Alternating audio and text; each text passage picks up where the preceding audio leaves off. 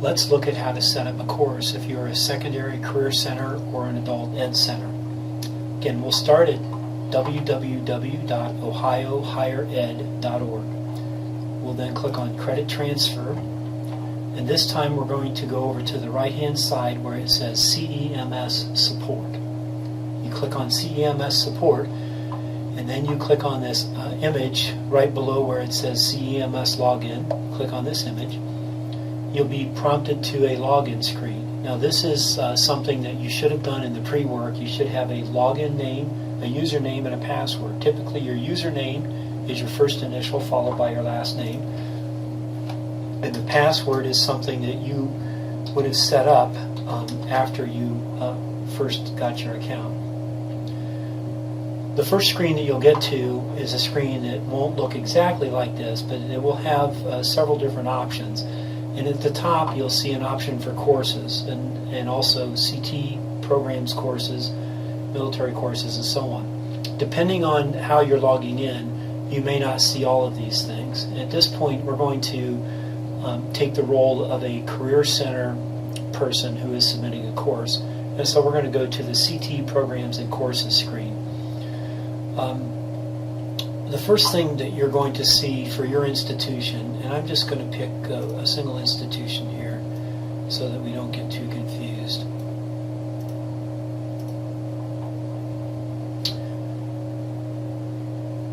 What you'll see is a listing of any courses that you have submitted previously. So for your institution, you'll get Tri-Rivers. In this case, I'm logging as if I'm from Tri-Rivers. You'll see whether this has been submitted as a course or a program, and whether it's secondary or adult. Wherever you see the padlock with an unlocked padlock, you are able to edit that course. If you see a padlock that's locked, that means that the course has been used in a match and you cannot edit that any longer. We're going to, at this point, we're going to act like we are creating a new secondary course. And so we're going to click on this button. And the very first thing, again, you will probably not have to do this. You'll click on your school district. You will enter your course and program title. In this case, I'm just going to call this My Test Course. And then you will select from the drop-down box an EMIS code that matches the course that you want to submit.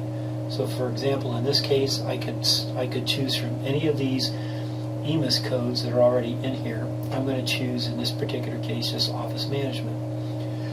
If you're a career center, it's very likely that you have satellite locations or member schools. And so what you want to do is choose all of the locations to which this course applies. For example, I'm going to say that this one is offered at River Valley and at Tri-Rivers and at Harding. The next thing I do, again, this is for the course, is I enter the effective term. And I'm going to say in this case the year is 2017 and it's the fall term or autumn term. If the course does not expire, then I leave this expiration blank. If you know that you're going to discontinue the course at a certain point in time, you would enter that information here. Typically the course is going to meet for so many lecture hours a week and so many lab hours a week. In this particular case, I'm going to say it's 5 lecture hours and 1 lab hour. And then you also enter the total program contact hours. And this would be the total hours across the entire semester.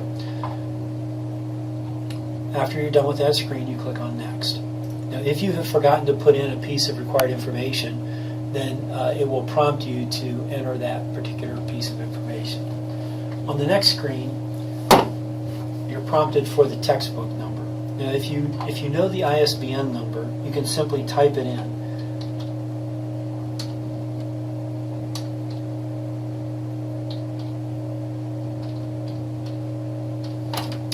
And if the textbook ISBN number is in the system, you can type in the number, click look up, and then it will actually pull that information in for you. At this point, you have to click Add Textbook. And then what you'll see is that puts the textbook down in this section right here.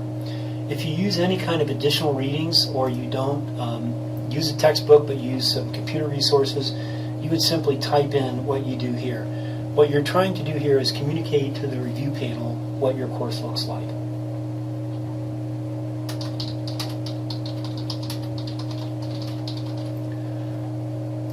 And of course it helps if you can type right.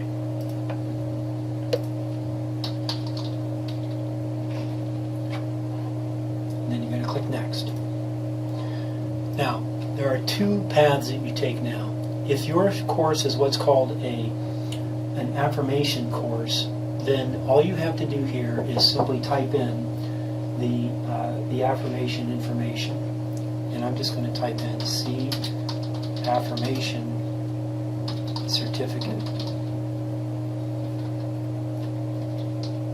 And I'm going to type that in each of these boxes. I can just use my copy and paste here. Same way for objectives, description of assessment, and all of that. And then I'm going to click on Next. Again, in order for this to work, your course has to be what's called an affirmation document. You click Next. If you are using an affirmation document, you don't have to do anything here. And in the other section we'll show you, which is a full submission, we'll explain this more thoroughly. Then you save your course. And then what you'll see is the course that you just named will be listed in the course list that you have created. That is how you create a course if you're a Career Tech Center.